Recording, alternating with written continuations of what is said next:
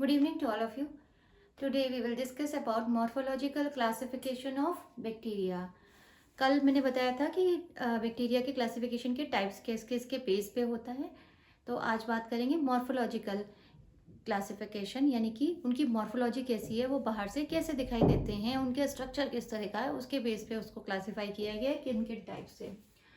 तो फर्स्ट है एक्टिनोमाइसिटिस। एक्टिनोमाइसिटिस इसके नाम से ही पता चलता है। एक्टिन यानी रेस और माइसिस मतलब फंगस। तो रेस की तरह फंगस होती है और रेस और फंगस की जैसे दिखाई देती है। तो they are rigid organism like true bacteria. होते तो ट्रू बैक्टीरिया हैं ये, लेकिन फंजाई की तरह दिखाई देते हैं और फिलामेंट्स बनाते हैं और उनमें ब्रांचिंग होती है, जिससे कि वो जैसे सन रेस होती है ना, सूर्य की किरणें, उस तरह से दिखाई देता है टिश्यू सेक्शंस में, इसलिए इसका नाम पड़ा है एक्टिनोमाइसिटीज। होते ये बैक्टीरिया ही हैं, लेकिन फंगस की तरह इसका रिजेम्बलेंस होता है।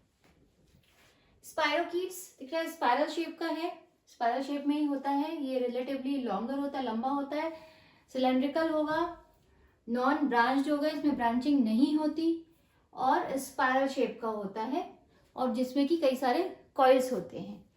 स्पाइरल तो होगा बट कॉइलिंग फॉर्म में।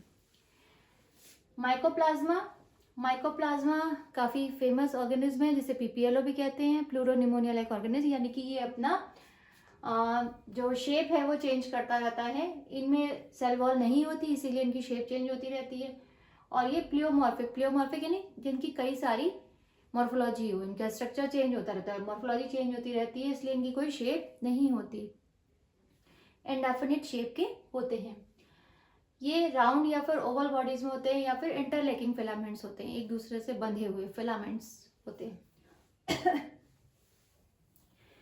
लास्ट है रिकेट्सी या क्लेमाइडी।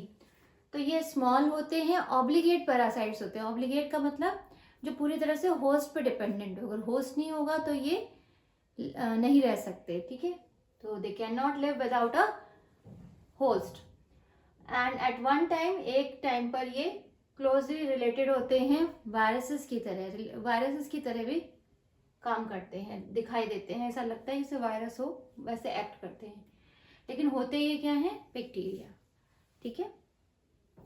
तो रिकेट्सी कैसा होता है, ऑब्लिगेट पैरासाइट होता है, स्मॉल होता है और ये क्लोजली रिलेटेड होते हैं वायरस से, इसलिए, लेकिन होते ये बैक्टीरिया है। तो this is the morphological classification of bacteria. I hope आप लोगों को समझ में आ रहा होगा। अगर आपकी कोई क्वेरी है तो आप मुझे कमेंट कर सकते हैं, और अगर आपको मेरी वीडियो पसंद आई तो मेरी वीडियो को लाइक कर सकते हैं और मेरे चैनल को सब्सक्राइब करने के लिए बेल आइकन दबाना ना भूलें। मेरे चैनल का नाम है बालाजी क्लासेस बाय नेहा। तो आज के लिए इतना ही, नेक्स्ट वीडियो में फिर मिलते हैं। Goodbye, take care.